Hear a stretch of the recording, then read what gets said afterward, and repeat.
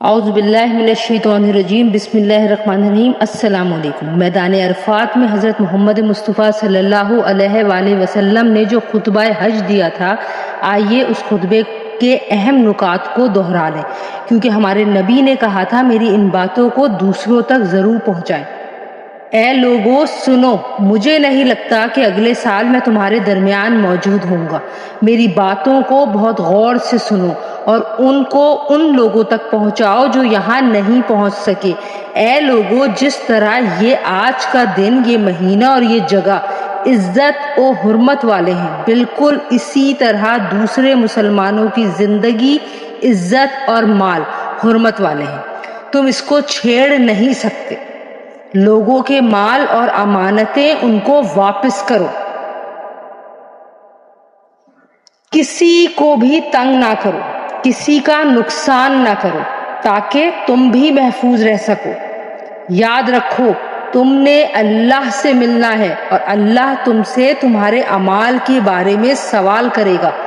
اللہ نے سود کو ختم کر دیا، اس لیے آج سے سارا سود ختم کر دو، یعنی معاف کر دو۔ تم عورتوں پر حق رکھتے ہو اور وہ تم پر حق رکھتی ہیں۔ جب وہ اپنے حقوق پورے کر رہی ہیں تو تم ان کی ساری ذمہ داریاں پوری کرو۔ عورتوں کے بارے میں نرمی کا رویہ قائم رکھو، کیونکہ وہ تمہاری شراکت دار ہیں اور بے لوث خدمت گزار بھی رہتی ہیں۔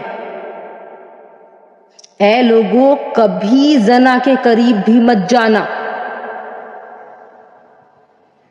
اور اے لوگو میری بات کو غور سے سنو، صرف اللہ کی عبادت کرو۔ 5 فرض نمازیں پوری رکھو، رمضان کے روزے رکھو اور زکوٰۃ ادا کرتے رہو۔ استطاعت رکھتے ہو تو حج بھی ادا کرو۔ زبان کی بنیاد پر، رنگ نسل کی بنیاد پر تعصب میں مت پڑ جانا۔ کسی کالے کو گورے پر اور کسی گورے کو کالے پر، عربی کو اجمی پر اور اجمی کو عربی پر کوئی فوقیت حاصل نہیں۔ ہر مسلمان دوسرے مسلمان کا بھائی ہے۔ تم سب اللہ کی نظر میں برابر ہو۔ برتری صرف اور صرف تقویٰ کی وجہ سے ہے۔ یاد رکھو، تم ایک دن اللہ کے سامنے اپنے اعمال کی جواب دہی کے لیے حاضر ہوگے۔ خبردار رہو، میرے بعد گمراہ نہ ہو جانا۔ یاد رکھنا، میرے بعد کوئی نبی نہیں آنے والا، نہ کوئی نیا دین لایا جائے گا۔ میری باتیں اچھی طرح سے سمجھ لو۔ میں تمہارے لیے 2 چیزیں چھوڑ کر جا رہا ہوں، قرآن اور میرے اہل بیت۔ اگر تم نے ان کی پیروی کی تو کبھی بھی گمراہ نہیں ہوگے۔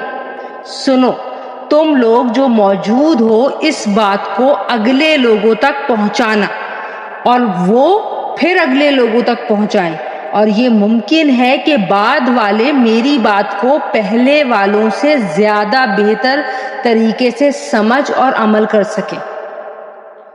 پھر پیارے نبی صلی اللہ علیہ وآلہ وسلم نے آسمان کی طرف چہرہ اٹھایا اور فرمایا، اے اللہ، تو گواہ رہنا، میں نے تیرا پیغام تیرے لوگوں تک پہنچا دیا۔ اللہ تعالی ہمیں ان لوگوں میں شامل کرے جو اس پیغام کو سنیں، غور سے پڑھیں اور اس پر عمل بھی کرنے کی کوشش کریں، اس کو آگے پھیلانے والے بھی بنیں۔